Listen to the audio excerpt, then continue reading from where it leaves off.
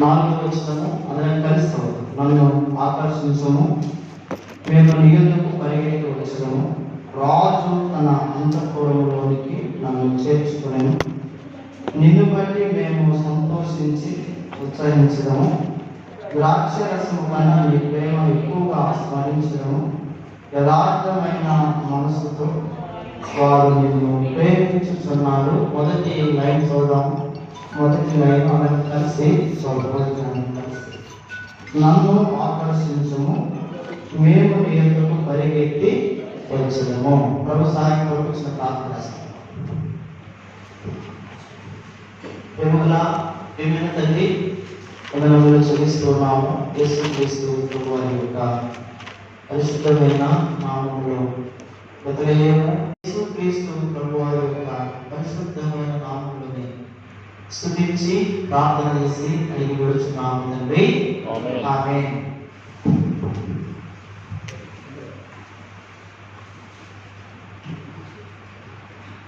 రెండవ మాట చూద్దాము. మరి పరమగీతము 1వ అధ్యాయం 6వ వచనంలో ఒకసారి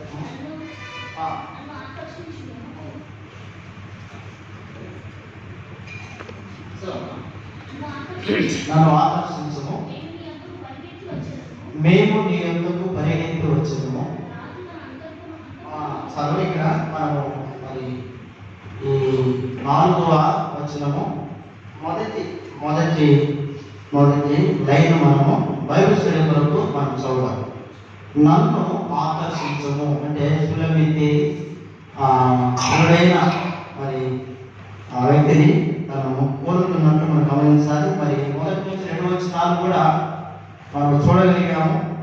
మరి 3వ వచనంలో కూడా కొన్ని మాటలు ఉన్నాయి. అయినప్పటికీ కూడా మరి 8 అధ్యాయాలు మనము ధ్యానించాలి కాబట్టి మనం త్వరగా ఒక్కొక్క వచనాన్ని ఎక్కడెక్కడైతే మరి కొన్ని శ్రేష్టమైన తలంపులు ఉన్నాయో దానిని మాత్రమే మనం ధ్యానించడానికి సౌకర్యమని మొదటి నుంచి మనము చెప్పుకుంటున్న మాట.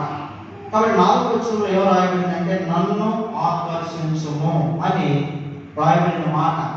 కాబట్టి ప్రియమైన వాళ్ళ మరి ఆకర్షణలు అనేది మరి 3 రకాలుగా మనం చూడవచ్చు. ఒకటి లౌకిక ఆకర్షణ, రెండోది మరి యేసుకి అంటే క్రీస్తు ఆకర్షణ, మూడోది క్రీస్తు శిలువ యొక్క ఆకర్షణ. అంటే ఆకర్షణలో 3 రకాలు ఉన్నాయి. మరి భవిష్యత్తమైతే ఈ వారము లౌకికమైన ఆకర్షణని మనం చూస్తానికి ప్రయత్నం చేస్తాము.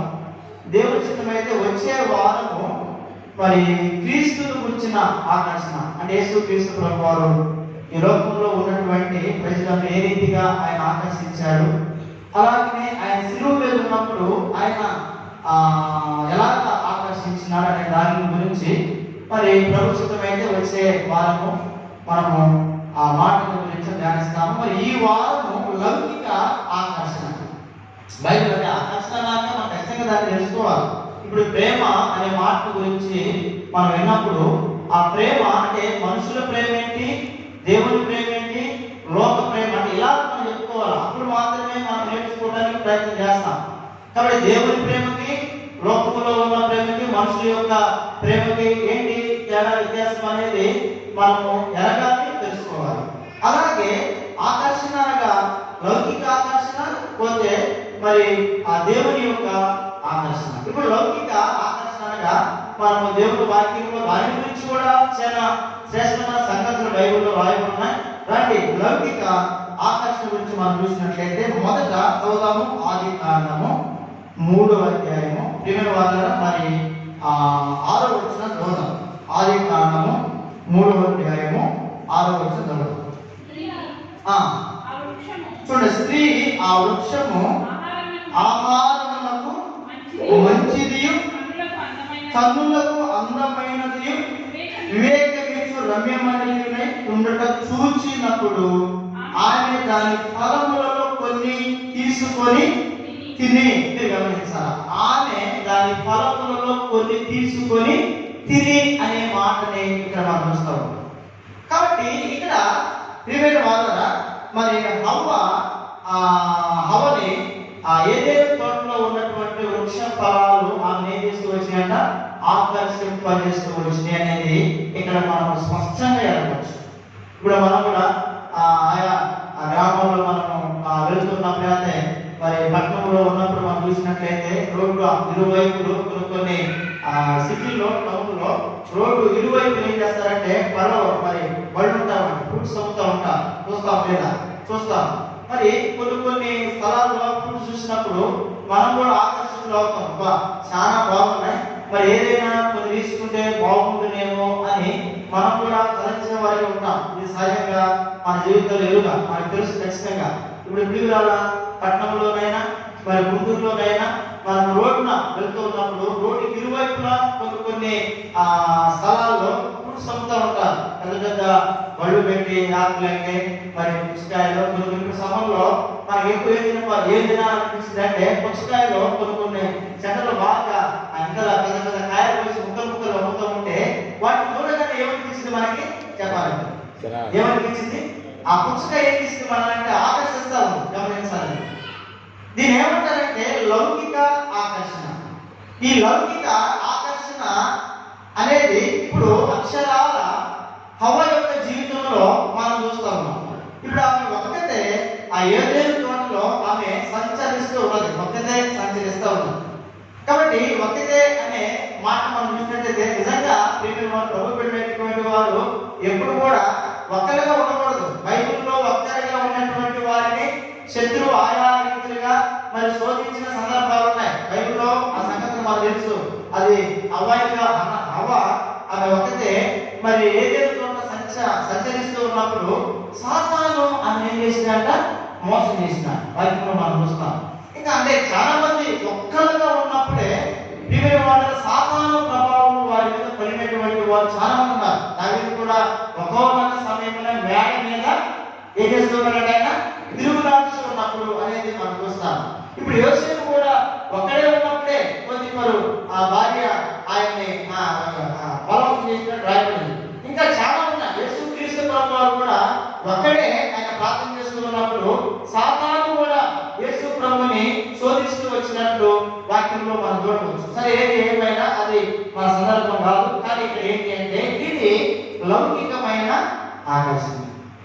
ఈ లౌకికమైన ఆకర్షణ గురించి ఇక్కడ మనం చూసినట్లయితే చూడండి. ఇప్పుడు ఈ మాట మనం ఇంకొకసారి ఆలోచన 3వ ఆలోచన.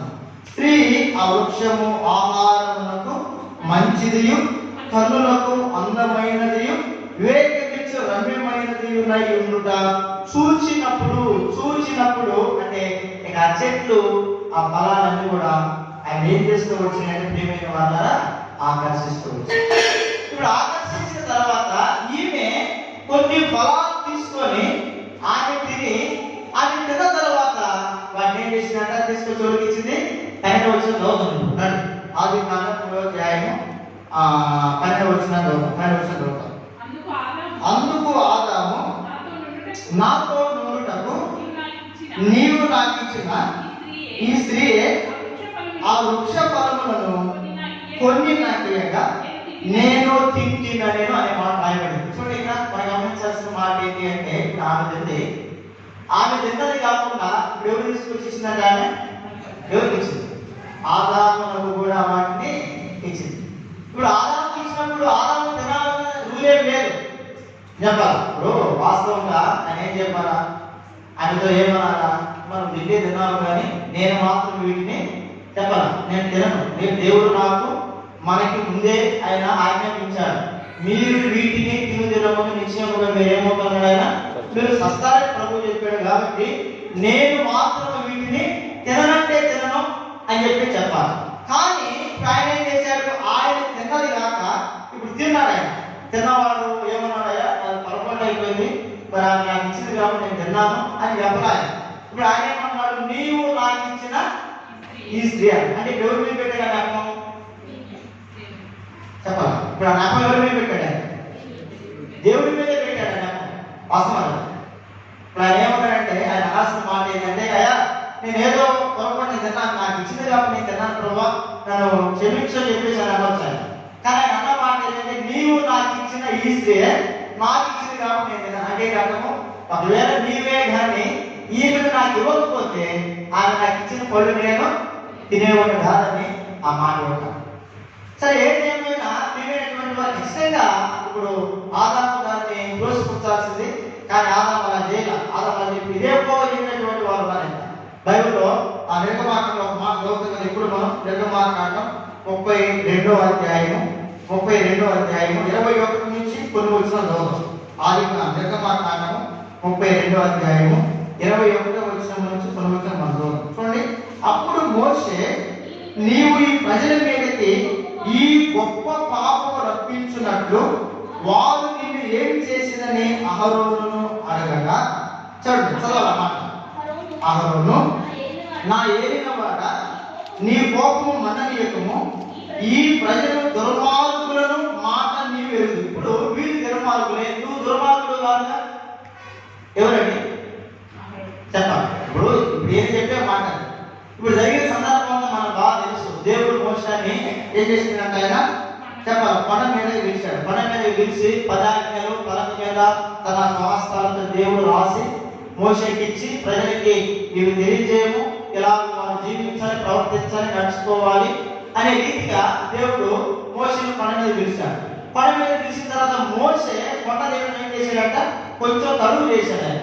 కొంచెం తడువు చేసినప్పుడు వీళ్ళు ఏం చేశారు, ఆశ అంటే మోసే రావడం ఆలస్యమైంది కాబట్టి ఎంత అవివేకం కాకపోతే చూడండి. ఇప్పుడు 32వ అధ్యాయం మొదలుచుకున్న మాట, మోసే కొండ దిగకుండా కరువు చేయడం ప్రజలు చూసినప్పుడు ఆ ప్రజలు అహరోనుకు కూడి వచ్చి, మేము మా ముందర నడుచుటకు ఒక దేవతను మా కొరకు చేయము. అవివేకంతో మాట్లాడుతారు వీళ్ళమాట.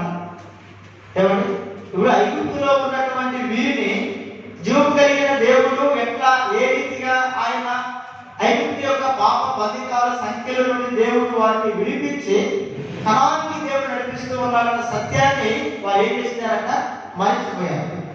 మీరు గమనించాలి, వారు మర్చిపోయారు. కాబట్టి ఇప్పుడు మర్చిపోయినటువంటి వారు ఏమంటున్నారంటే, మోషే అనే వ్యక్తి మరి రాలేదు కాబట్టి మా ముందర నడుచుటకు మాకొక దేవత కావాలని అమరుని బలవంతం పెట్టారు. అమరుని ఇప్పుడు వారమాన్ని ఎందుకన్నాడు అమరును నేను చెప్పాలి. ఇప్పుడు వాళ్ళంటే బుద్ధిలో ఉన్నట్టు బుద్ధిహీనులు కాబట్టి మరి అమరుని ఎందుకన్నాడు వాళ్ళ మాట, ఏం మాట అమరు ఎందుకన్నాడు వాళ్ళ మాట.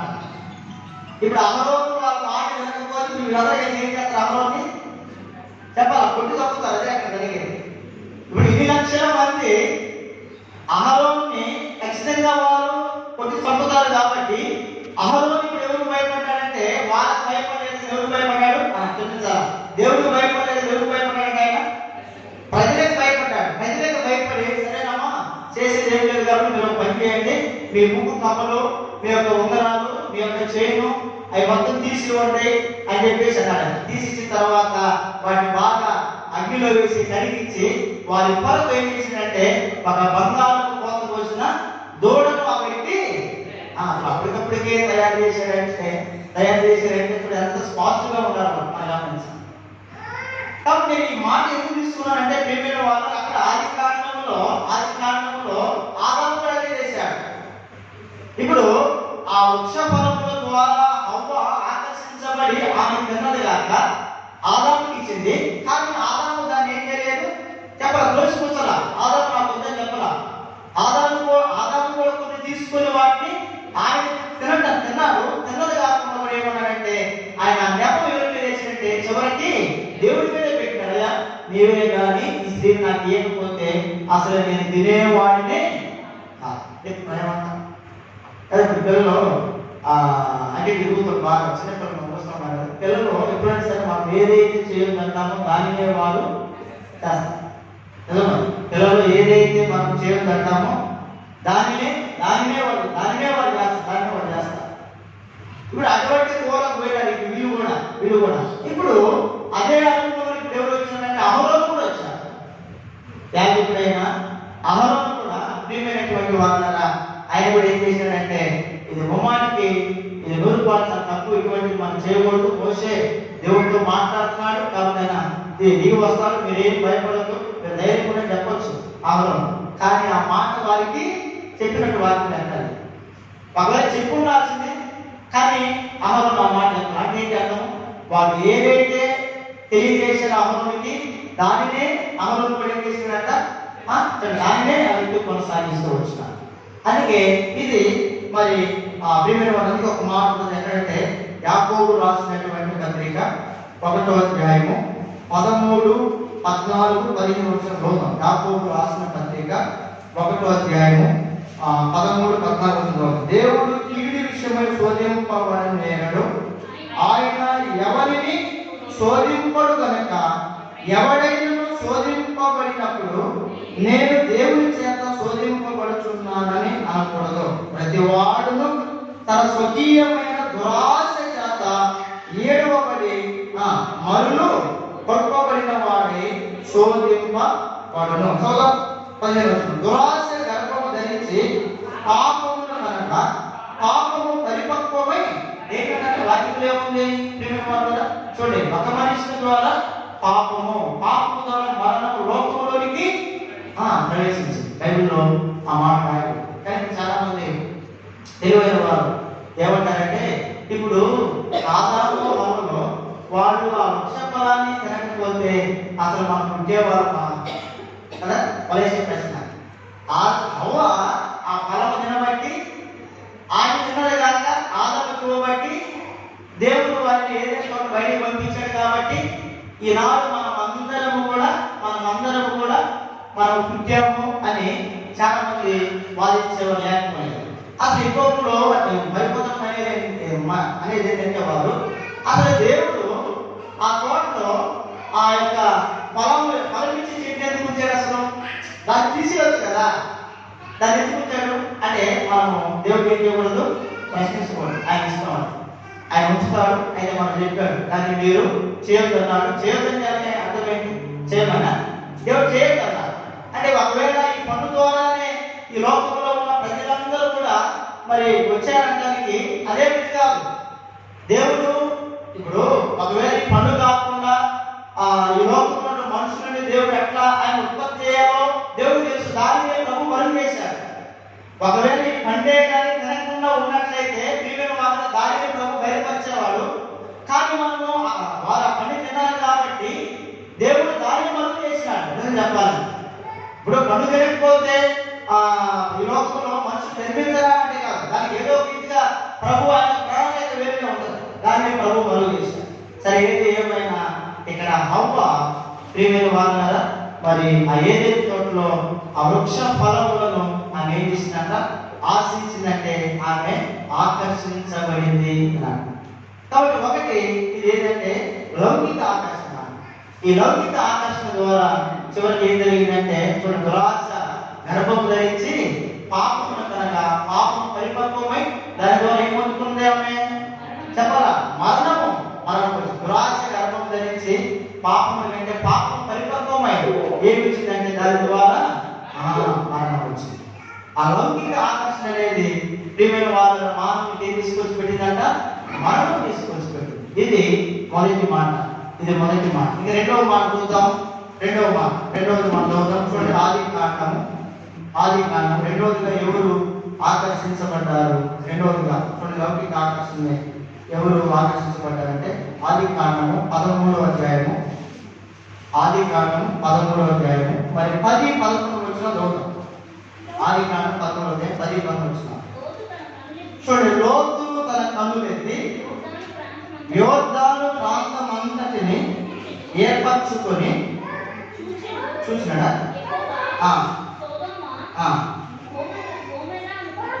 ఎక్కడ చూస్తామా? అంతేనా? 10, 11 లోతు తన కన్నులెత్తి యోర్దాను ప్రాంతమంతటిని చూచెను. యెహోవా సొదొమ గొమొర్రా పట్టణములను నాశనము చేయక మునుపు సోయలుకు వచ్చు వరకు అదంతయు యెహోవా తోట వలెను ఐగుప్తు దేశము వలెను నీళ్లు పాలు దేశమై ఉండెను. కాబట్టి లోతు తన యోర్దాను ప్రాంతమంతటిని ఏర్పరచుకొని తూర్పుగా ప్రయాణం చేసెను. అట్లు వారు ఒకరినొకరు వేరే పోయింది. రెండవ కేసు మనం గమనించాల్సింది ఏంటంటే ఇప్పుడు లోతు కూడా ప్రియమైనటువంటి వాళ్ళ ఇప్పుడు ఆ సొదొమ ఆ గొమొర్రా ప్రాంతానికి అవి ఏమైనా ఇప్పుడు ఆకర్షించబడ్డాయి. ఇప్పుడు ఆ పట్టణం అంతా కూడా అగ్ని చేత కాల్చివేయబడక మునుపు ఎలా ఉన్నది?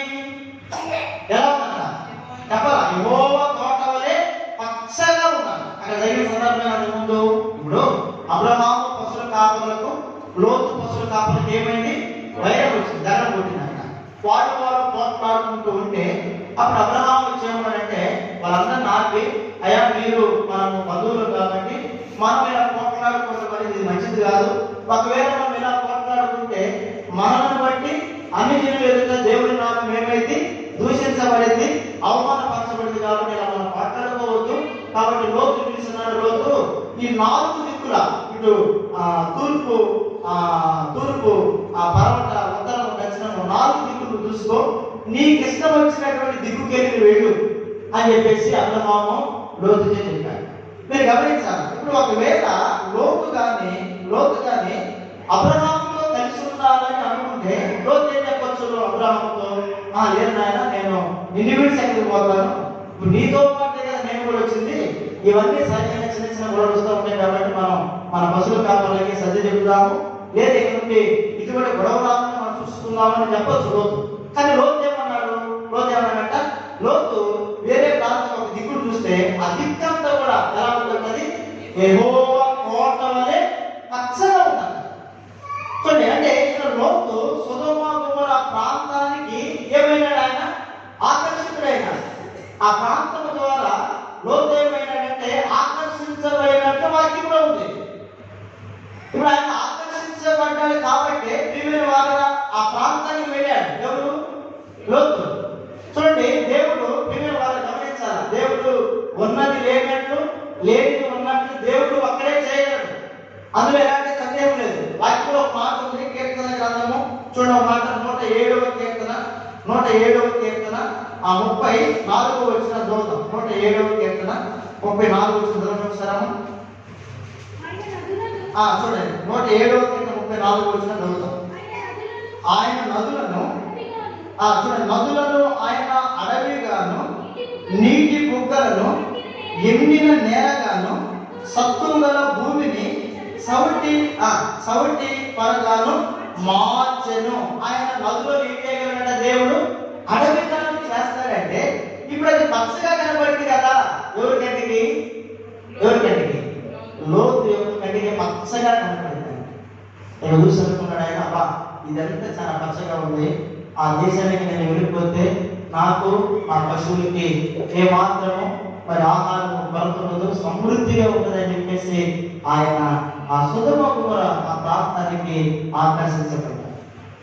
చూడండి, అంటే కొన్ని దినాలకి, కొన్ని సంవత్సరాలకి ప్రియమైన వాళ్ళు ఆ పట్టణాన్ని దేవుడు అగ్నిగంధకాలతో కాల్చివేయబోతూ ఉన్న సంగతి మాత్రం ఆ వ్యక్తి చేయలేకపోయినాడు, గుర్తించలేకపోయాడు.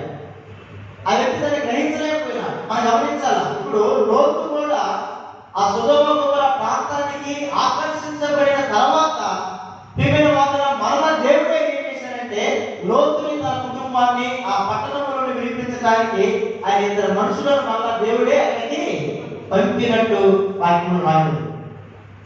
చూడండి, పంపినప్పుడు రావాలి. 19వ అధ్యాయం, ఆదికాండము 19వ అధ్యాయము 29వ శ్లోకం. ఆదికాండము 19వ అధ్యాయం 29వ వచనం.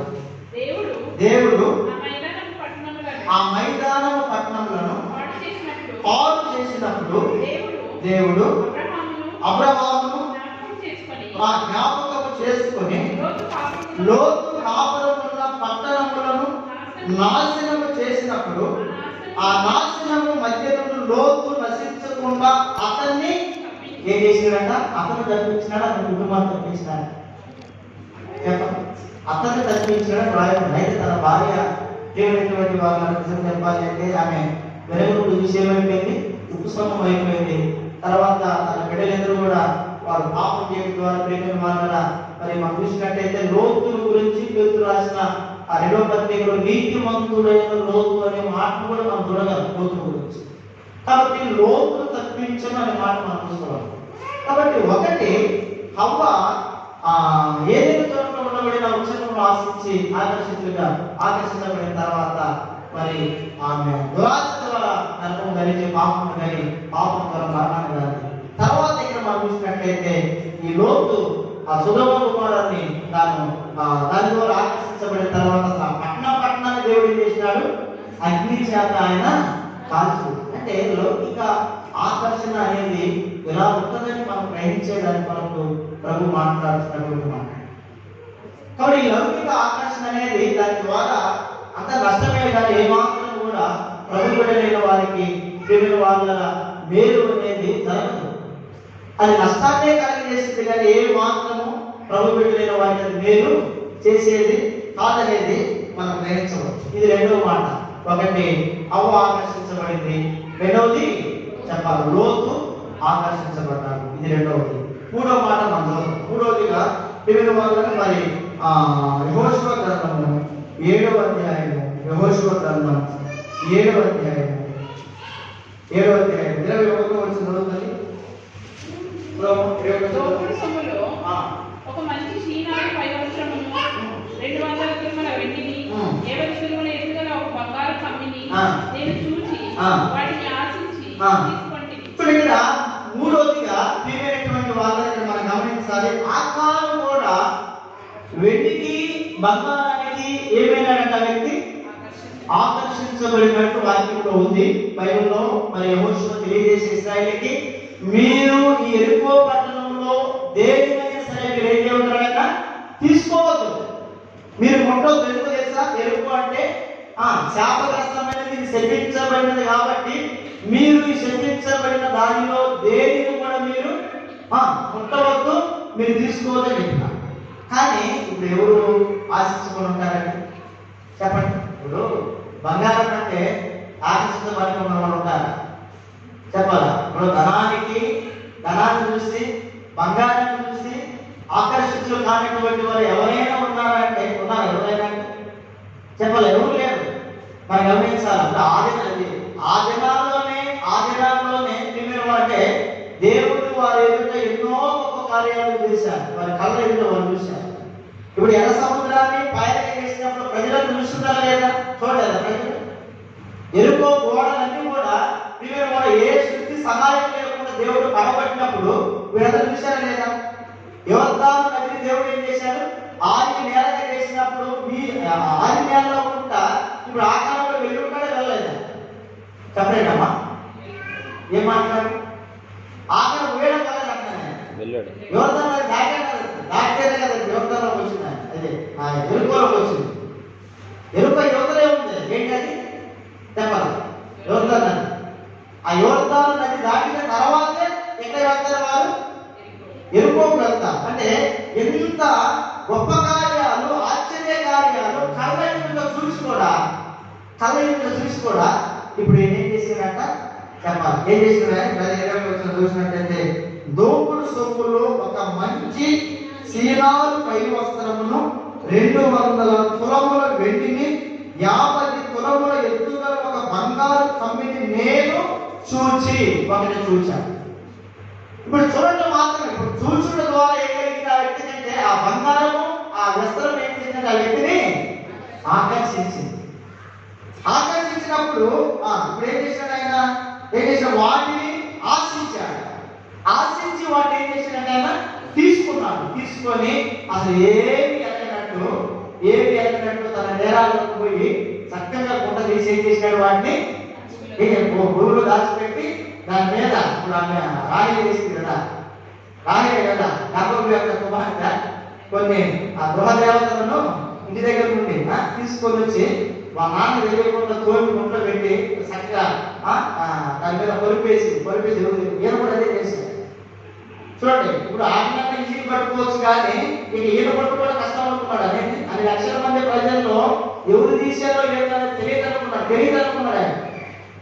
లేదు, ఖచ్చితంగా నువ్వు ఎక్కడ ఏం తీసినా దేవుడు ఏం చేస్తాడు? దేవుడు చూస్తా. రాయిస్తామనేది ఏది కూడా ఏంటంట బయలుపరచబడక పోదని వాక్యంలో ఉంది. కాబట్టి ఇప్పుడు వెండి, ఆ బంగారం, ఆ సీనాల వస్త్రము ఆకాన్ని ఆకర్షించింది కాబట్టి ఆయన చూసుకున్నాడు. అందుకే వాక్యం ఇప్పుడు మాట చదువుతున్నాం. మొదటి తిమోతికి రాసిన మొదటి పత్రిక ఆ మాట చదువుతాం. 6వ అధ్యాయం 9-10 యాకోబు రాసిన మొదటి పత్రిక 6వ అధ్యాయం 9-10 చదువుతాం. 9-10 ధనవంతులకు అపేక్షించువారు చూడండి ఏమవుతారంట? ధనవంతులకు అపేక్షించువాడు ఏం పడతారంట? శోధనలో వాళ్ళు పడతారని వాక్యంలో ఉంది. తిమోతి చెప్పిన స్పష్టమైన మాట. ఇప్పుడు బైబిల్లో ఏముందంటే యెహోవా ఆశీర్వాదము ఏమిచ్చును? ఐశ్వర్యం ఇచ్చినట్టే. అంటే దేవుడే తన ప్రజలను ఏం చేయాలా? ధనవంతులుగా చేయాలా, అంతేనే కదా. అంటే మనము ధనవంతులకు కావాలని అపేక్షించకూడదని అర్థం. ఇప్పుడు దేవుడే తన ప్రజలను ఏం చేస్తారు? ఆయన ఆశీర్వదించడానికే ఆయన ఐగుప్తులను ఎక్కడ నడిపించినాడు? వారిని కణానికి నడిపిస్తూ ఉన్నాడు దేవుడు. ఇప్పుడు ఈయన మధ్యలో ఏమనుకున్నాడు? వీళ్ళందరికంటే నేనేం కావాలనుకున్నాడు ఆయన? నేను ధనవంతులు కావాలని ఆ వ్యక్తి అపేక్షించాడు, ఆయన ఆశించాడు. ఆశించడం ద్వారా ఏం జరుగుతుందంటారు చూడండి. ధనవంతులను అపేక్షించేవాడు శోధనలోను, ఉరిలోను, అవివేక యుక్తములలోను, హానికరములైన అనేక దురాశలలోను పడుదురు. అట్టివి మనుషులను నష్టములోను, నాశనములోను ముంచివేయును. ఎందుకనగా ధనాపేక్ష ఇప్పుడు సమస్తమైన కీడులకు మూలం ఏంటి? ఏమండి చెప్పాలి? దేవుడు చెప్పినటువంటి మాట. సమస్తమైన కీడులకు మూలం ఏంటంటే, అన్నిటికంటే సమస్త కీడులకు మూలం ఏంటంటే ధనాపేక్ష. అంతేనా? ధనం ధనం ధనం.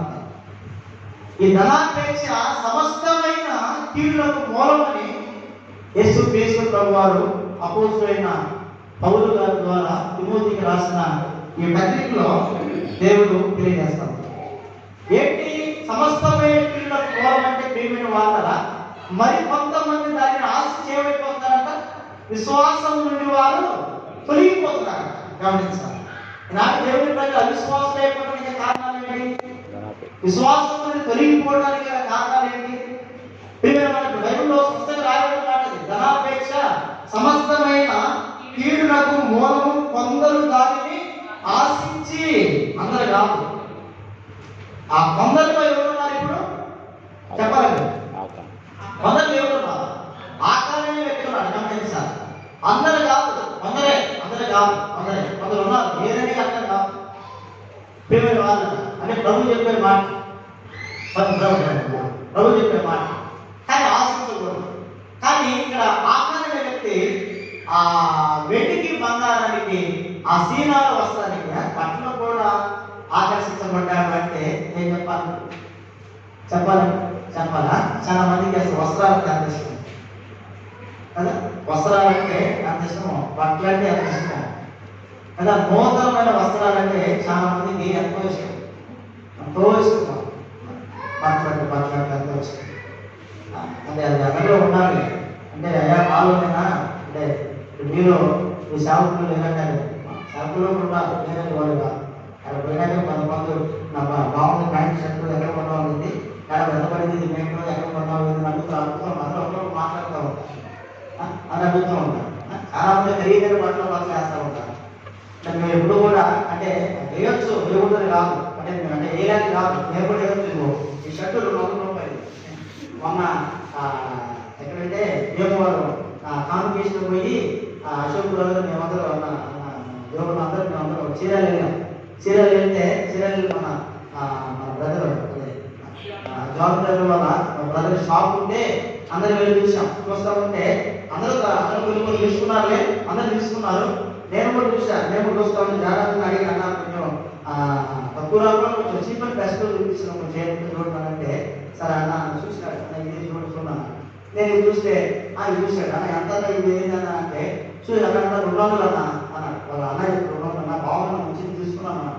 సరే నేను 200 అంటే పోయేది ఏముందిలే. ఇప్పుడు 10 షర్ట్లు 2000, సంవత్సరం 2000. ఇప్పుడు ఒక్కొక్కరు ఒక్కొక్క షర్టు అన్నారు. ఇంకో షర్ట్ ఎంత తెలుసా 2000 అంటారు కొంతమంది. ఒక ఆయన చూసిన ఒక షాప్ అన్నా ఈ షర్ట్ అంటే 200. ఆ టిచ్చింగ్ ఎక్కడ కుట్టించావన్నా అంటే ఎక్స్పెక్టెడ్ బ్యాగ్లో జెంట్స్లోనే ఒక టైర్ ఉంటాడు. ఆయన 15 మందులు టిచ్చింగ్ చేస్తారు. 15 మందులు టైర్ టిచ్చింగ్ చేపిస్తారు. మీరు అనొచ్చు ఎంత ఎందుకుంటుంది అంటారు. మీరు ఖచ్చితంగా మనం అడగాలి.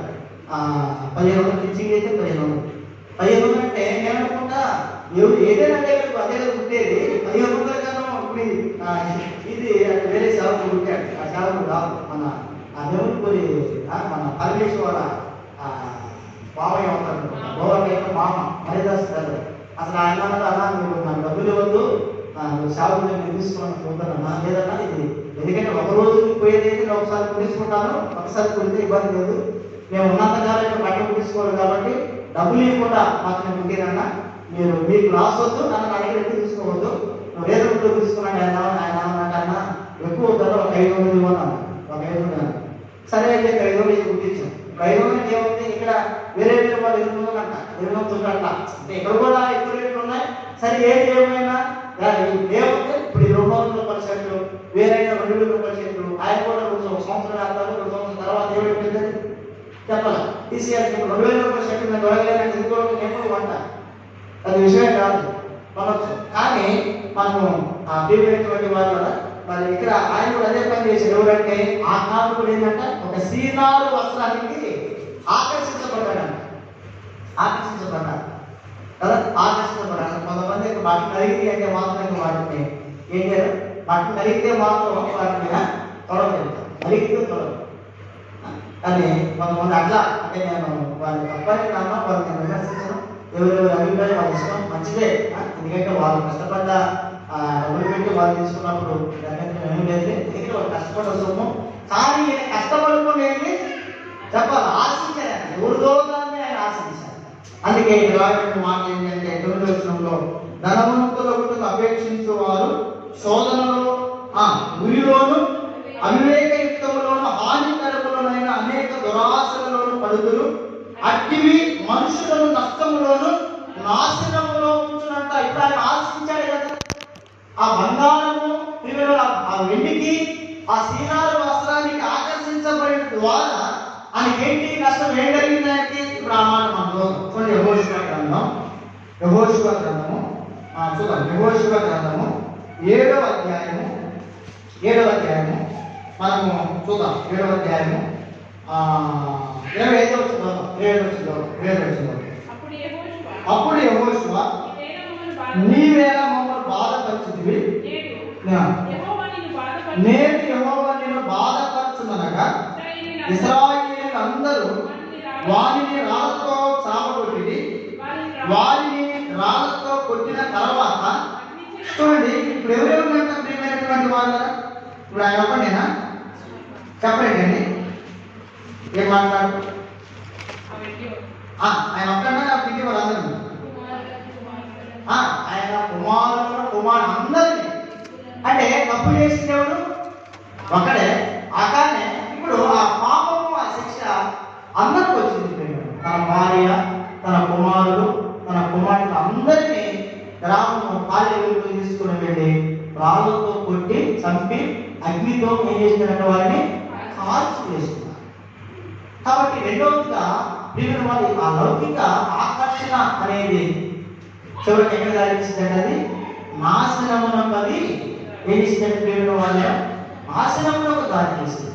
అందుకే ఆ మాట మనం చూస్తాం. అందుకే కానీ సులభించిన మాట ఏంటంటే నన్ను ఆకర్షించము, మేము నీ యొద్దకు వచ్చాము. ఎవరి ద్వారా ఆకర్షించబడాలి మనం అంటే వీళ్ళు వాళ్ళ లౌకిక ఆకర్షణ, యేసు క్రీస్తు ప్రభుత్వం ఏం కావాలంట, ఆకర్షించబడాలి, ఆయన ద్వారా. ఇది రెండవ మాటగా మనం మూడవ మాటగా మనం చూడవచ్చు. ఇది మూడవ మాట. నాలుగవ మాటలు న్యాయాధిపతుల గ్రంథము 16వ అధ్యాయము. న్యాయాధిపతుల గ్రంథం 16వ అధ్యాయము. మరి ఎవరు ఆకర్షించబడ్డారు లౌకిక ఆకర్షణకు? 16వ అధ్యాయము 4వ వచనం చదవండి. పిమ్మట అతడు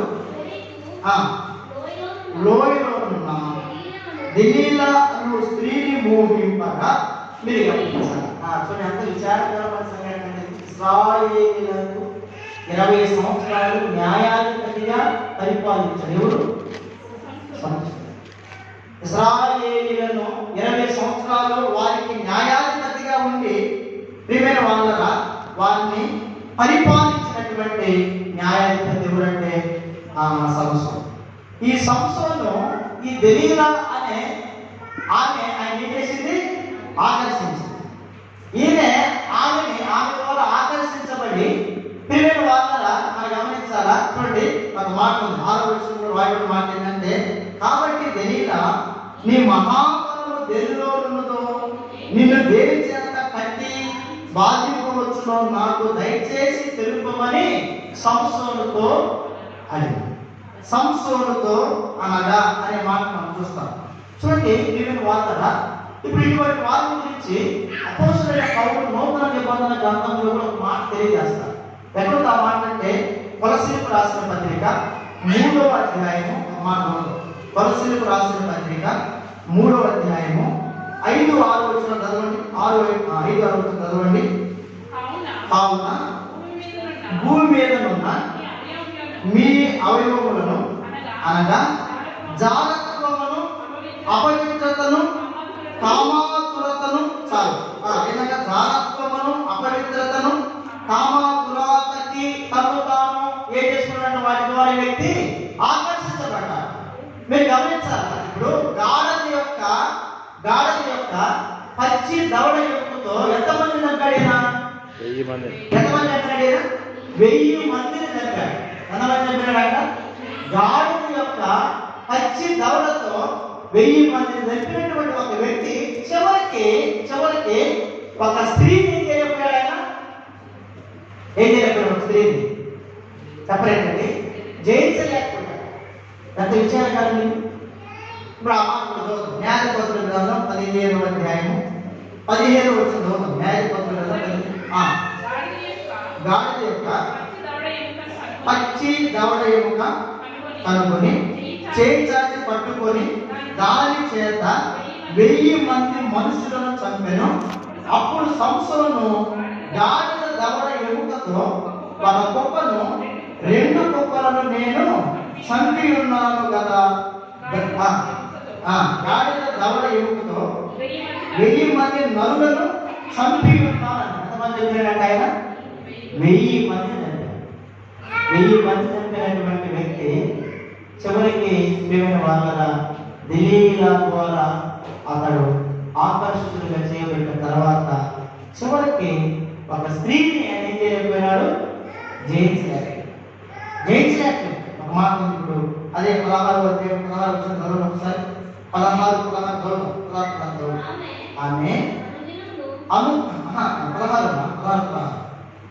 ఆమె అనుదినమును మాటల చేత అతన్ని బాధించి తొందర పెట్టుచున్నందున, మీరు గమనించారా ప్రియమైన వాళ్ళు, ఆమె అనుదినము మాటల చేత అతన్ని బాధించి తొందర పెట్టుచున్నందున అతను ప్రాణం విసిగి ఏమైనా కట్టండి ఒక స్త్రీ మాటలను బట్టి ఆయన ఒకప్పుడేమో 1000 మంది పెట్టినటువంటి వ్యక్తి ఇప్పుడు చివరికి ఆమె విసిగిస్తా ఉంటే ఆమె బట్టి ఏమనుకున్నాడు ఆయన?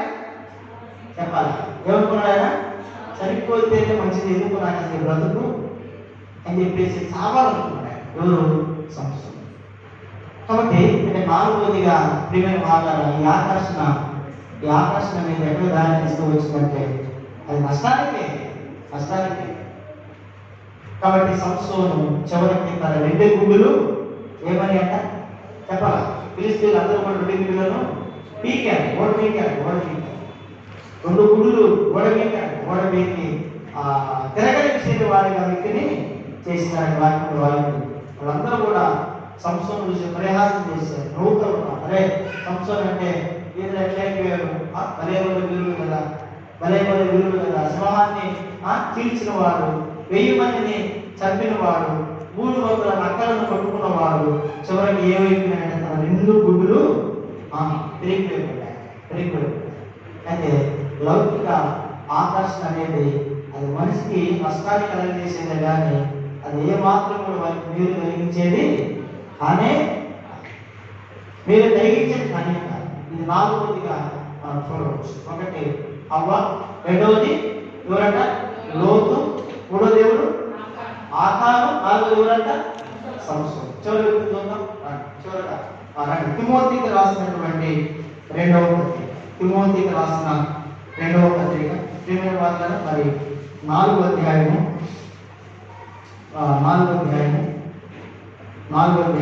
10వ చదువుదాం. దేమ ఇహలోకమును స్నేహించి నన్ను విడిచి దెసలోనికకు వెళ్ళెను. గమనించాలి. దేమ ఇహలోకమును స్నేహించి నన్ను విడిచి దెస్సలోనికకు వెళ్ళెను అనే మాటని ఇక్కడ మనం చూస్తున్నాం. దెస్సలోనిక అనేది అది భయంకరమైన ఒక విగ్రహారాధనకి నిలువెత్తుగా నిదర్శనంగా ఉంటుంది. దెస్సలోనిక అంటే ఆ పట్టణంలో ఉండేది కూడా అందరూ ఎవరంటే విగ్రహారాధనలు, అన్యజనులు. ఇప్పుడు చివరికి ఈ దేవ ఒకప్పుడు చిరుమతిలో వాడే పౌలుతో కలిసి ప్రియమైన వాళ్ళ ఆయన మరి మిషనరీగా ఉన్నట్లు మనం చూడవచ్చు. పరిచర్యలో పాల్గొన్న వారిగా ఉన్నాడు. ఇప్పుడు చివరికి ఏం చేసిందంటే లోకాన్ని ఆ వ్యక్తి ఏం చేశాడంట గమనించాలి. లోకం ఆ వ్యక్తిని ఏం చేసింది? ఆకర్షించింది. లోకము ఒక వ్యక్తిని ఖచ్చితంగా ఆకర్షించింది. ఆకర్షించదని కాదు, అయితే లోకాన్ని ఏం చేయాలంట? జయించాలి. కాబట్టి లోకాన్ని జయించిన విజయము అనే మాట పంపుతున్నాం కదా, గమనించాలి. అంటే లోకము దేవుని ప్రజలైనటువంటి వారి ఖచ్చితంగా ఆకర్షించింది. ఆకర్షించినప్పుడు దానిని అధిగమించాలి ఖచ్చితంగా దేవుని బిడ్డలైన వారు. కానీ దేవ మాత్రము ఏం చేసిందో దాన్ని అధిగమించలేకపోయాడు. లోకానికి రాజీ పడలేకుండా జీవించలేడు. లోకంతో రాజీ పడ్డాడు. రాజీ పడి ఏం చేసిందంటే గమనించాలి. ఇప్పుడు లోకంతో కావడానికి అపోస్తలుడైన పౌలు ఏం చేయాలనుకున్నాడు? విడిచిపెట్టాలనుకున్నాడు. ఇప్పుడు లోకంలో ఉన్నటువంటి వారిని విడిపించి రక్షించే దాని కొరకు యేసుక్రీస్తు ప్రభు లోకానికి వచ్చి మనం చూస్తాం కదా. దేవుడు సువార్త 3:16 ఉంటుంది కదా, దేవుడు లోకమును ఎంతో ప్రేమించాడు ఆయన. మనం గమనిస్తాం అన్నమాట. లోకంలో ఉన్న వారిని ప్రభు ప్రేమించి సంఘంలో అందంగా తీర్చిన తర్వాత ఈ వ్యక్తి మరలా ఏమైపోయాడంటే లోకము ఈ వ్యక్తిని ఆకర్షిస్తే ఆ వ్యక్తి లోకం యొక్క ఆకర్షణకి లొంగిపోయినట్టు వాక్యంలో ఉంది. అందుకే లోకాన్ని స్నేహించి దేవుడితో కాదు స్నేహం. ఎవరితో నేను స్నేహం చేయాలనుకున్నాను? ఆయన లోకంతో ఆ వ్యక్తిని స్నేహం చేయాలనుకున్నాను. అని ఒక మాట ఇప్పుడు మనం చదువుతాం కదా. యోహాను రాసిన మొదటి పత్రిక 2వ అధ్యాయము 15-16 17 చూద్దాం. యోహాను రాసిన మొదటి పత్రిక 2వ అధ్యాయము 15-16. ఈ లోకమునైనను లోకములో ఉన్న వాటినైనను ప్రేమింపకుడి. ఎవడైనా లోకములో ప్రేమించలేదా తండ్రి ప్రేమ వారిలో ఉండిదా కదా? చెప్పాలా? ఉండిదా? గమనించాలి. ఆ ప్రేమించిన తండ్రి ప్రేమ వారిలో ఉండదు. లోకంలో ఉన్నదంతా కనుక శరీరాశయం, నేత్రాశయం, జీవపడమును తండ్రి వలన పుట్టినవి. ఇదంట ఇవన్నీ కూడా వివిధ వాళ్ళ తండ్రి వలన పుట్టినవి. లోకమును దాని ఆశయం గతించుకోవాల్సినవి, దాన్ని దేవుని చిత్తము జరిగించేవాడు ఏమవుతాడంట? ఇప్పుడు ఈ వ్యక్తి నిరంతరం నిలిచాడా నిలవలేదంటారా? చెప్పాలా? నిలిచాడా నిలవలేదంటారా? వ్యక్తి నిలవడా. ఎందుకు? లోకానికి ఆకర్షితుడైన. అందుకే చూడండి మన సోదరు యాకోబు రాసినటువంటి పత్రిక 4వ అధ్యాయంలో 4 ఉంటుంది కదా ఒక మాట. యాకోబు రాసిన పత్రిక 4:4 గమనించాలి. ఈ లోక స్నేహము దేవునితో వైరమని మీరు కదా. ఈ లోక స్నేహము దేవునితో ఏమైందన్నది వైరమని. ఈ లోక స్నేహము దేవునితో వైరమని మీరు కదా. కాబట్టి ఎవరు ఈ లోకంతో స్నేహం చేయకూడదు వాడు దేవునికి ఏమవుతారట? దేవునికి శత్రువు. చివరిగా దేవుని వాదన ఈ లౌకిక ఆకర్షణ ఒక వ్యక్తిని ఎలా చేసిందంట? దేవునికి శత్రువుగా చేసింది. శిలువుకి శత్రువుగా చేసింది. ఏది? ఈ లౌకిక ఆకర్షణ. ఎవరి వ్యక్తి అంటే దేవాన్ని గురించి మనం చూసుకోవచ్చు. ఒకటి హవ్వ ఆకర్షించబడింది, దాని ద్వారా పాపము, ఆ పాపం ద్వారా మరణం చూస్తున్నాం. రెండవదిగా మనం చూస్తున్నాము లోతు ఆకర్షించబడ్డాడు. ఆ పట్టణం లోతుగా తప్పించబడ్డాడు, కానీ ఆ పట్టణం అంతా అందించడం ఏమైపోయిందంట? కాల్చబడింది. మూడవదిగా ఎవరు? ఆకారం ఆకర్షించబడ్డాడు. వీటికి బంగారానికి సేనాల వస్త్రములకు చివరికి ప్రియమైన వాళ్ళు అగ్నిచేత ఏమైపోయిందంటే వారు కాల్చబడ్డారు. నాలుగవదిగా సంసోను ఆకర్షించబడ్డాడు. చివరికి ఏమైందంటే ఆయన తన 2 కన్నులు కూడా ఏమైనాయంట? వాళ్ళు పీకినారు. ఐదవదిగా దేవ లౌకిక ఆకర్షణకి ఆకర్షించబడ్డాడు. చివరికి దగ్గర ప్రతిఫలం ఏంటి అంటే గమనించాలి. దేవుడికి ఏమైనా వ్యక్తి శత్రువు. దీనిని ఏమంటారంటే లౌకిక ఆకర్షణ. ఈ లౌకిక ఆకర్షణ నుండి నిజముగా దేవుడు ప్రభు బిడ్డలైన మనల్ని ప్రభు ఏం చేసినాడు? విమోచించి రక్షించి ఆయనకి మనల్ని ఆకర్షించుకునే దేవుడు చేశాడు. కాబట్టి దేవునికి ఎంతైనా మనము ఆకర్షిస్తాం. ఇది మొదటి తలంపు. దేవుడి చిత్తమైతే వచ్చే వారము మరి క్రీస్తు ప్రేమ యొక్క ఆకర్షణ, రెండవది ఆయన శిలువ యొక్క ఆకర్షణ గురించి మనం అంటే ప్రార్థన చేస్తాం. ప్రేమాస్వరూపులైన మా ప్రియ పరలోకమందున్న తండ్రి, వందనాలు, స్తోత్రాలు, కృతజ్ఞతాస్తుతులు చెల్లించుకొచ్చున్నాము. మరి బైబిల్ పట్టణం కొరకై పరమగీతము 1వ అధ్యాయం 4వ వచనంలో రాయబడిన మాట, నన్ను ఆకర్షించను, మేము నియమించి వచ్చామని తండ్రి మరి సులభికి తను తెలిసిన ఆ మాటని మేము ఆకర్షణ ఆ మాటని అందులో తీసుకొని మరి ఒకటి లౌకిక ఆకర్షణ, రెండవది క్రీస్తు ప్రేమ యొక్క ఆకర్షణ, మూడవది క్రీస్తు శిలువ యొక్క ఆకర్షణ. అంటే 3 భాగాలుగా దీన్ని విడగొట్టాము. మొదటిది లౌకిక ఆకర్షణ ద్వారా మా తండ్రి కలిగే నష్టము. ఎవరు ఆకర్షించబడ్డారు అంటే, ఒకటి అవ్వ తినకూడదన్న వృక్ష ఫలములను ఆమె ఆశించి దాని ద్వారా ఆకర్షించబడి తను కొన్ని